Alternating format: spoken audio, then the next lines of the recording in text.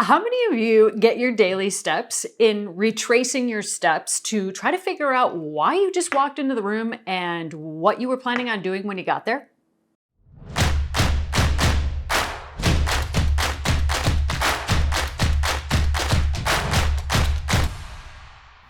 I'm Jenny Evans, speaker, executive coach, and author. We're going to talk about the science of how stress is affecting your mental focus and concentration. And I'm going to give you 3 ways to be more, what's that word? What was I going to say? Let's just say more laser focused. Okay, but before we get to that, I've got a favor to ask you. Will you please subscribe to the YouTube channel? You guys, it really helps us out a lot. It's hard work making these videos. My wife and I sometimes have creative differences, mental blocks. So think of it this way, each subscribe is a vote for our marriage, and it means 1 less minute in couples therapy. So, on to the content.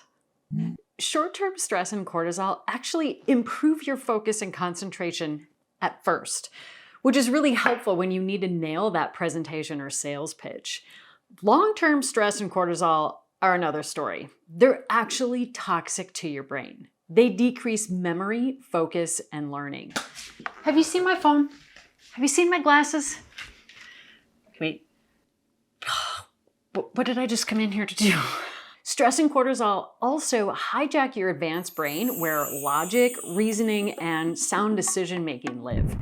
It puts your primitive caveman brain in charge, which is reactive and emotional. It's focused on your sense of comfort, safety, and security, and it only cares about how you can relieve your stress quickly, easily, and right now. It does not care about long-term future consequences. So, what do we do about it? You know I'm all about maximizing your chemistry and your biology. From a chemistry perspective, cortisol is the root of the problem, so we have to get rid of it first. A microburst is the most effective way of neutralizing cortisol. So check out my video on how to do this down below in the comments. Okay, so that takes care of the chemistry part.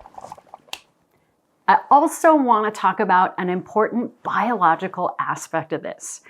We have circadian rhythms throughout the day that give us both higher and lower levels of energy, as well as focus and productivity. And they're about 90 minutes long. So it's a good idea to work with these work-rest rhythms whenever possible by balancing concentrated, focused, productive time with disconnection, recovery, and relaxation. Create blocks of focus. When are you most productive? For me, it's totally morning, so that's when I do all of my most mentally demanding work, which for me is writing, content creation, and reflection. So my calendar's blocked off in the morning. Then in the afternoon, it's so much harder for me to be in the zone, so that's when I do my calls and emails. Granted, it's not always possible. I've sometimes got keynotes at 4 a.m. or 9 p.m., but I do this as often as I can.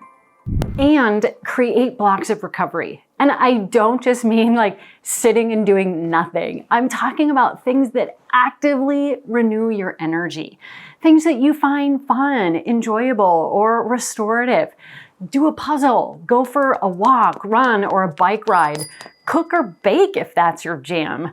If you've been on your electronics for a while, do something that doesn't involve technology. And if you need to stay productive, just switch to a mental task that's easy for a few minutes. So maybe answer a quick email, return a call, or find those images for your slide deck.